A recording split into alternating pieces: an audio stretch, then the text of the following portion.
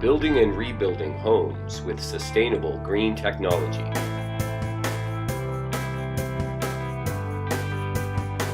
This is Troubleshooting in Paradise.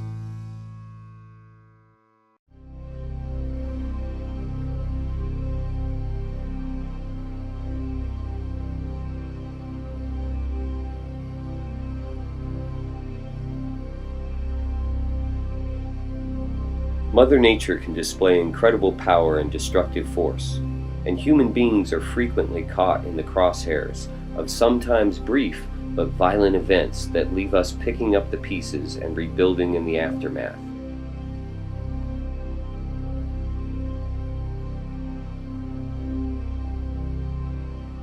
But there is hope in the darkest of times, and the human spirit is resilient and grows stronger with each new challenge.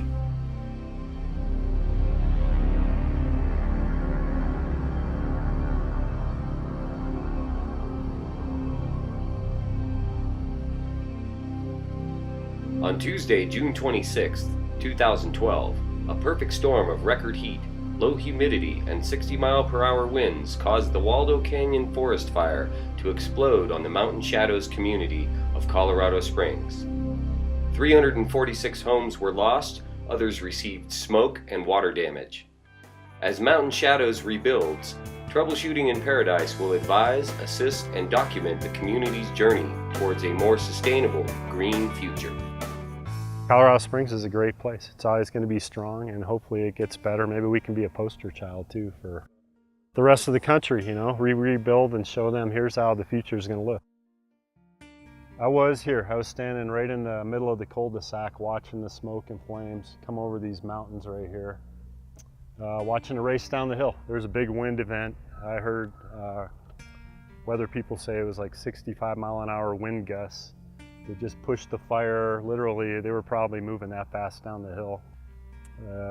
We all tried to kind of find each other. The first time they let us all back in here, they picked, I think it was a Sunday morning, they let us come back in, go through our houses, fire department, police department, and so we all kind of met, gave each other hugs, got our contact information. I think one of the first questions a lot of us had was, well, are you going to rebuild?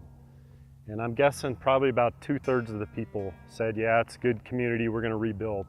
We bought the house in 2001. It was built in 1987. My wife's always wanted to rebuild anyway, and I hate moving, so in a weird way, we're both going to get what we want. She can rebuild in the same neighborhood where we had a house before. And it'd be great to be able to have solar, wind power, and be more independent, I guess. And you could totally put panels, you could put anything that can capture the sun in this backyard and capture it all day long, store it in batteries, and make a lot less carbon footprint. I'm kind of excited. It's going to be a bigger, better house.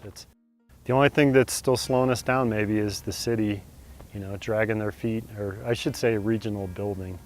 Just dragging their feet. There's some days where it's just, you want to throw up your hands and say, maybe I should just go buy a house somewhere else. You change the plans, they make it tough on you. If you keep the same plans, like this house over here, this is actually the first house in Mountain Shadows going up, and he's pretty much sticking with the original plans.